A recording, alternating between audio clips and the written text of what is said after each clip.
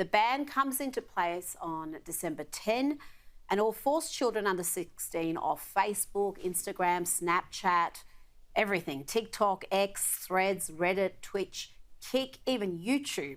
Under 16s won't be able to be on YouTube, but there is a social media site they can still use. The toxic leftist lunatic asylum called Bluesky is not covered under the ban, Adam, and even Dr. Nick Coatsworth, hardly a right-wing reactionary, is asking why.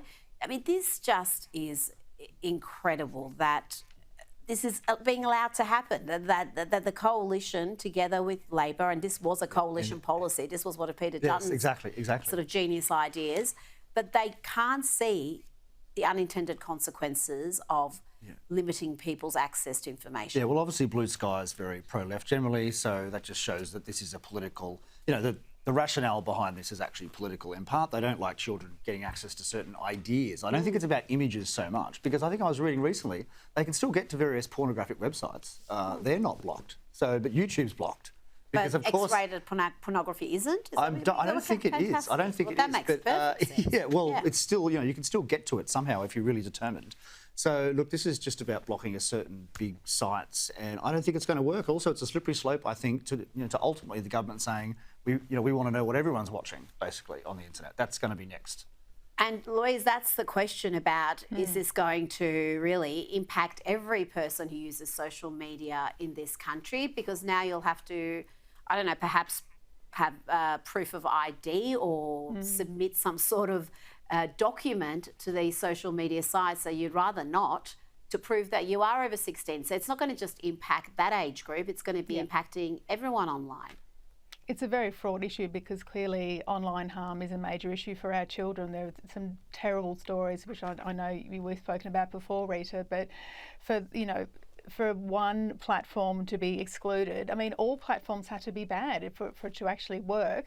And as you say, there will be ways, and as Adam said as well, there will be ways around it for those who are so absolutely determined to access a certain type of content. But I guess in a way, at least we're doing something. At least we're doing some kind of ban. We're trying to help children who are suffering in this online space. But I'm really, as a parent, I'm really concerned about how it will actually roll out and what the net benefits will be. Now, let's talk about the economy just briefly, because I know Adam loves it, but the rest of us are too depressed by it.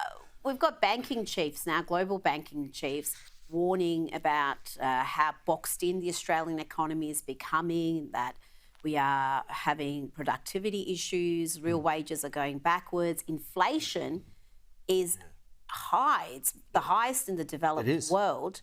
And of course, Adam, that's going to put pressure on interest rates. We're expecting a couple more rate falls, but it looks like the next movement could be up. Yeah, well, 50-50 chance, I would say, the next movement is going to be up. And of course, who knows what that means for the housing market. And, let's think of all those people who've just piled in on the 5% deposit scheme, thinking that rates would go down. That's when they bought, and now rates are going up. So it just goes to show you the folly of those sorts of policies. But look, it's hard to know where to start with the Australian economy, which is so much regulation, growing all the time, whether it's industrial relations or tax or whatever it is, and the bureaucratic workforce. I mean, I think the federal bureaucracy alone grew 40,000 people in 3 years to 198,000.